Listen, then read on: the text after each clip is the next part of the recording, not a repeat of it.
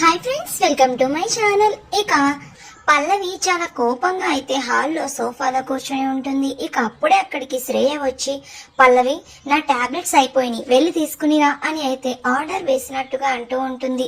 ఇక ఆ మాటలకి, ఏంటి నేను నీకు టాబ్లెట్స్ తీసుకురావాలా అని శ్రేయ చేతిలో ఉన్న టాబ్లెట్స్ ని తీసుకుని పల్లవి అయితే విసిరి కొడుతుంది.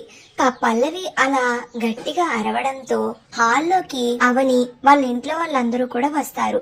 ఏమైంది అని అయితే పల్లవి అడుగుతూ ఉంటుంది. అవని అడుగుతూ ఉంటుంది, చూడు టాబ్లెట్స్ తీసుకుని రమ్మంటే ఎలా విసిరి కొట్టిందో, ఈ పల్లవికి ఎంత పొగరు అని శ్రేయ అంటూ ఉంటుంది. ఇక అప్పుడు అవని, నువ్వు ఎందుకు తనకి టాబ్లెట్స్ తీసుకురమ్మని చెప్పావు?